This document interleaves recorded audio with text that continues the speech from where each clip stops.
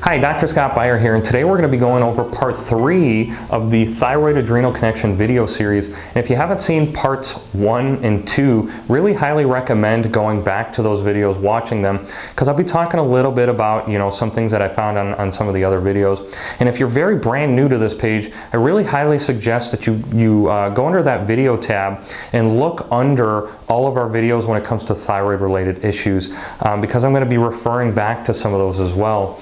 But number 3 that we see here is that chronic adrenal stress can leave a poor immune system unchecked and promote autoimmunity. Okay. Now, when it comes to your thyroid gland, by far the #1 cause of thyroid related issues, not just in the United States, but within developed nations, by far is autoimmune conditions, okay? In fact, if you've been diagnosed, if this is your first time here and you've been diagnosed with hypothyroidism, there's been some studies that show you have a 9 out of 10 chance of having an autoimmune condition, okay? Which all that means is that your immune system is hyperactive, it makes a mistake and starts targeting your thyroid gland, okay?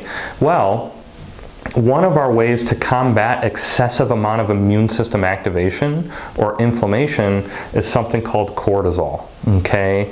In fact, if you've ever heard of someone getting like a cortisone shot in their knee, cortisone is a synthetic cortisol and really helps lower inflammation locally in that knee joint, because inflammation, amongst all of the other things that it can mess up, one of the things that it does is it tends to sensitize all of our pain receptors.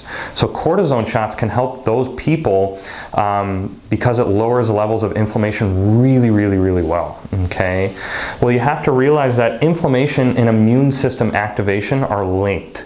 So if you have thyroid related issues, there's a good chance you have an autoimmune condition where your immune system is hyperactive, and one of the ways that our body kind of keeps that in check is by cortisol levels, okay? Just like our picture here, cortisol is the water containing some of this inflammatory fire.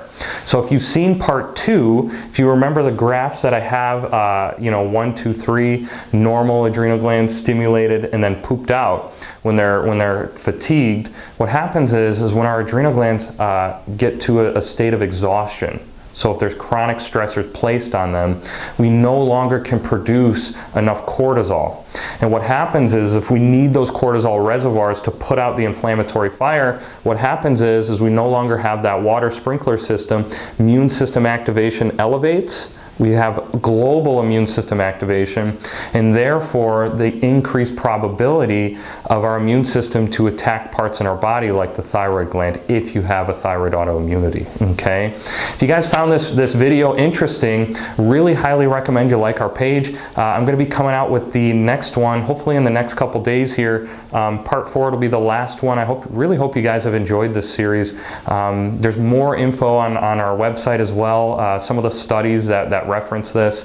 I'm Dr. Scott Beyer. Have a wonderful day.